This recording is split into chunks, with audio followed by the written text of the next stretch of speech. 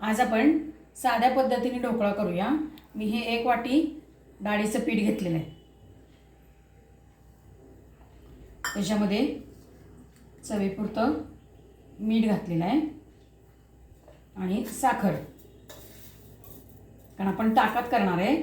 ताक केवढं आंबट आहे त्या पद्धतीने साखर घालून घ्यायची थोडी।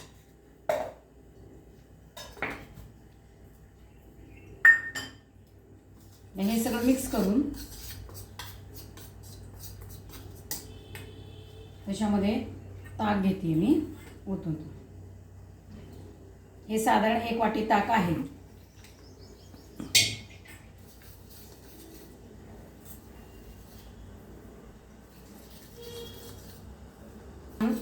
हलवून घेतलेलं आहे, त्यामुळे साखर आणि मीठ मिक्स झालेलं आहे सगळं।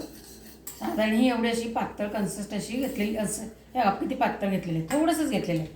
आता त्याच्यामध्ये मी हा एक इनोची पुडी सोडते आणि त्याच्यात थोडंसं वरनं ताक किंवा पाणी घालायचं आहे।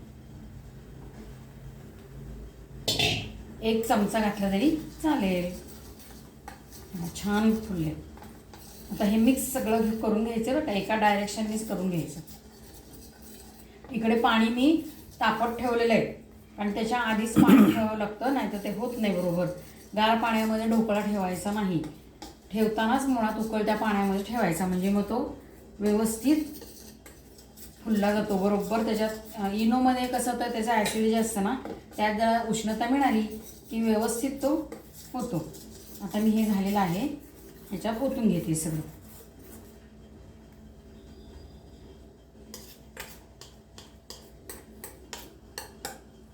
पाणी मस्त गरम झालेलं आहे, अशा गरम पाण्यामध्येच ते ठेवायचं आहे। ह्याला मी तेल लावलं होतं आधी आणि मग त्याच्यात बॅटर ओतलेलं आहे। आता हे साधारण मीडियम ह्याच्यावरती झाकण लावून 10 मिनिटं ठेवायचं आहे। बघा आपला ढोकळा आता तयार झालेला आहे। आता मी तो बाहेर काढते आणि गार करत ठेवते, मग दाखवते। असा आपला साधा सोपा ढोकळा झालेला आहे।